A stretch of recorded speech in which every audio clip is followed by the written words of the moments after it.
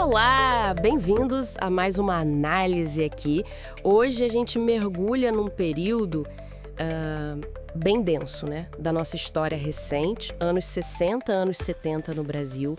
É uma época complexa e o foco hoje é uma sigla bem conhecida, pelo menos para quem estuda a época, DOPS, o Departamento de Ordem Política e Social lá de São Paulo.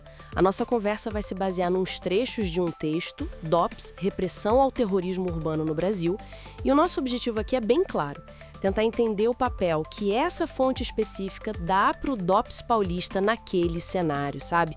Principalmente nas ações contra grupos que o regime, na época, chamava de terroristas. Ok, vamos tentar desempacotar isso. Exato.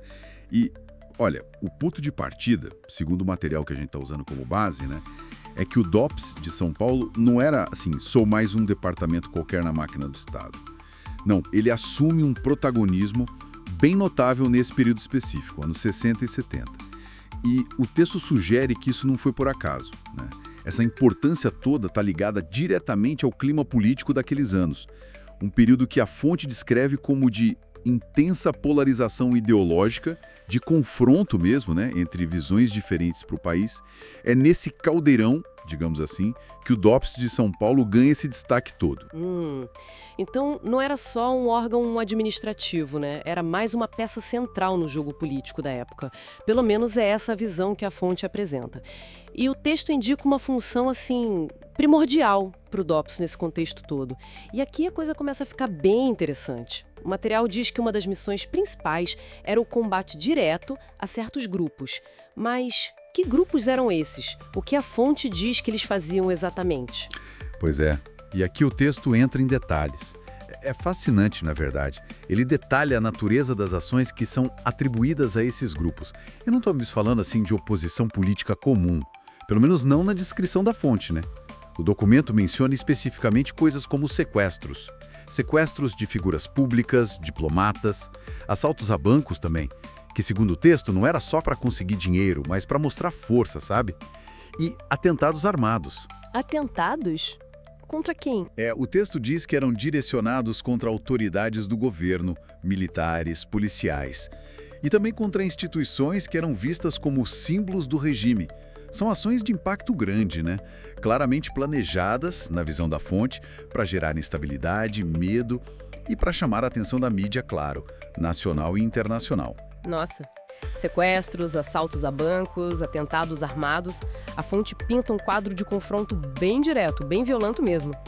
E qual seria o objetivo por trás disso tudo, segundo o texto? O que esses grupos queriam alcançar com essas ações? Olha, o texto aponta para um objetivo que parece duplo e bem ambicioso, né? Que ele atribui a essas organizações. Por um lado, um objetivo mais imediato, enfraquecer o regime político que estava no poder. A ideia seria desgastar, mostrar que o Estado era vulnerável, criar um clima de crise constante. Desgastar o governo. Isso. Mas tinha um segundo objetivo mais profundo que a fonte descreve como a promoção de uma revolução de cunho ideológico. Essa expressão sugere uma meta final bem mais radical, né? Não era só derrubar o governo, era tipo reestruturar a sociedade brasileira de forma fundamental. Provavelmente com base numa ideologia de esquerda, marxista talvez, dado o contexto da Guerra Fria, dos movimentos da época. Mas é bem importante reforçar isso, né? Essa é a motivação, o objetivo que a fonte que a gente está analisando atribui a esses grupos. Não é uma análise nossa, é o que está no texto. Entendi. Então, pela visão da fonte, não era só uma briga pelo poder. Era uma tentativa de implodir o sistema que existia e construir algo radicalmente novo no lugar. E para isso, usavam táticas de confronto armado na cidade, né? O tal terrorismo urbano que o título do texto menciona. Ok, diante desse cenário descrito pela fonte, ações violentas, objetivo de enfraquecer regime, promover revolução, como é que o DOPS de São Paulo reagiu? O que o texto conta sobre as ferramentas, os métodos que o DOPS usou? Bem, a resposta do DOPS, pelo que o material descreve, foi igualmente direta, sabe? Focada em conter e desarticular esses grupos. O texto não fala de uma resposta única, mas de um conjunto de táticas. Primeiro, ele menciona a organização de operações de inteligência. Isso é chave. Sugere um esforço bem sistemático para coletar informação, monitorar gente, mapear as redes. talvez até antecipar ações futuras desses grupos. A inteligência seria a base de tudo, né? Ah, interessante. Então não era só reagir depois que acontecia, tinha essa parte proativa de tentar entender, prever os movimentos. Exatamente. A inteligência permitiria, pelo menos na lógica descrita, direcionar as ações de forma mais eficaz. E uma das ferramentas mencionadas para conseguir essa inteligência, e talvez até para desestabilizar os grupos por dentro, eram as infiltrações. O texto indica que o DOPS tentava colocar agentes deles dentro das organizações clandestinas. Imagina o risco disso, a complexidade. Nossa, infiltração. Pois é. O objetivo seria conseguir informação privilegiada, né? Sobre planos, quem era quem, locais de reunião, esconderijo de armas, informação que seria muito difícil conseguir de outra forma. A infiltração é uma tática clássica de contra-inteligência, ainda mais contra grupos fechados, secretos. Faz sentido. Uma guerra de informações quase invisível acontecendo por trás das notícias de atentados e prisões que saíam na época. E além da inteligência e da infiltração, o que mais o texto menciona? Bem, o resultado mais visível, mais direto, dessas operações de inteligência e infiltração, como o texto aponta, eram as prisões. Prender membros desses grupos era a forma mais concreta de neutralizar, né? Tirava o pessoal de circulação, conseguia mais informação nos interrogatórios. Os métodos dos interrogatórios não são detalhados aqui na fonte, mas a gente sabe que esse é um ponto historicamente muito sensível e controverso, né? Sim, com certeza. E, claro, desmantelar a estrutura operacional das células desses grupos.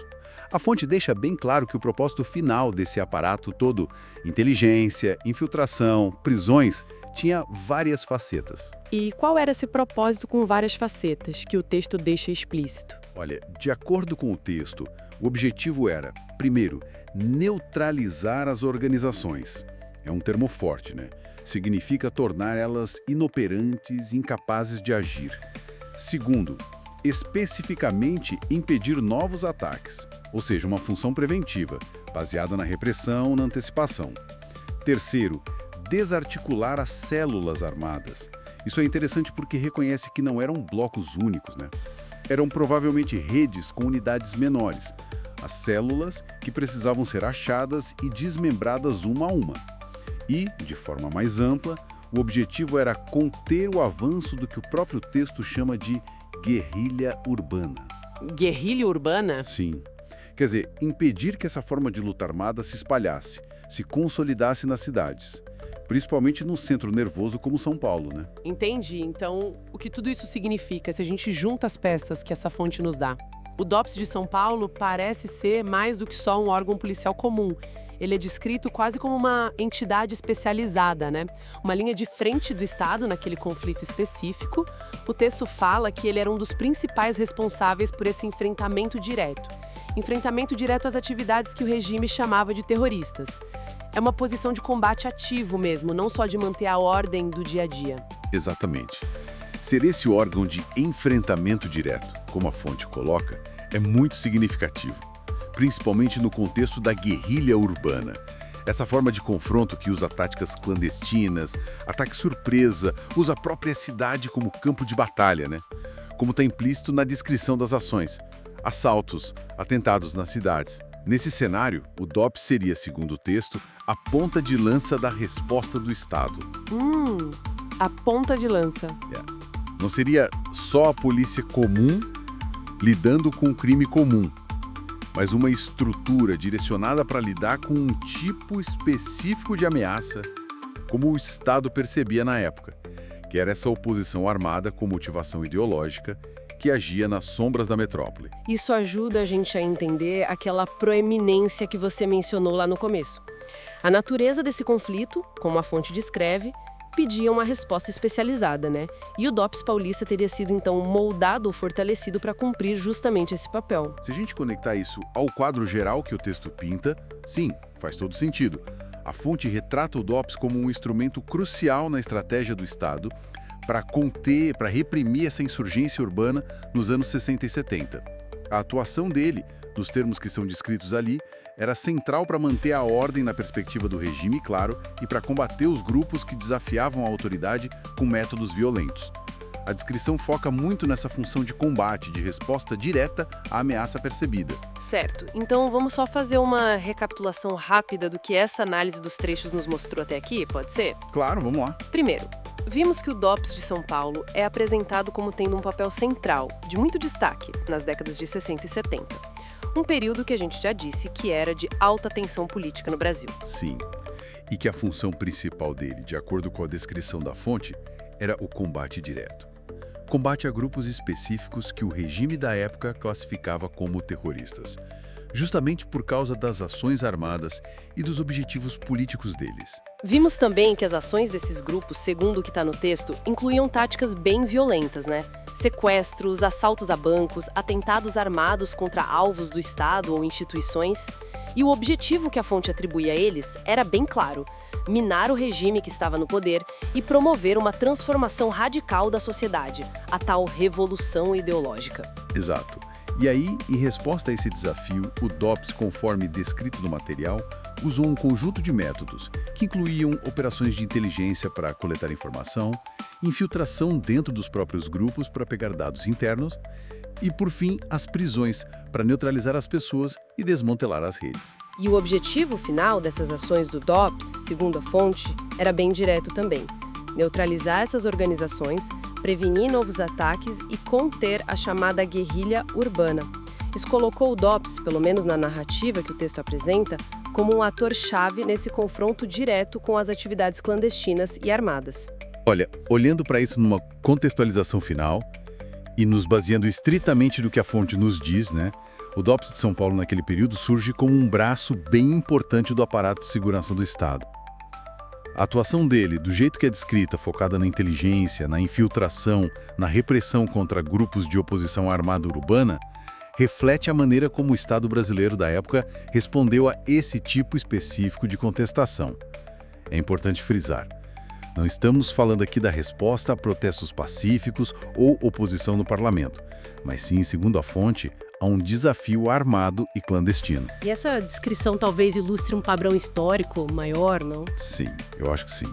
O texto, ao focar nesse confronto, ele acaba ilustrando uma dinâmica complexa, que muitas vezes acontece entre um poder estatal que está consolidado e movimentos que desafiam esse poder, com táticas consideradas ilegais ou violentas, especialmente em contextos de forte polarização ideológica, como era o Brasil e o mundo inteiro, na verdade, naqueles anos. A fonte destaca essa função de contenção e repressão do DOPS como sendo o que definiu o papel dele naquele momento histórico específico, uma resposta direta às ações e aos objetivos dos grupos que ela menciona. A narrativa que o texto constrói é essa, a de um confronto direto, onde o DOPS era a ferramenta do Estado para esse combate específico, na arena urbana.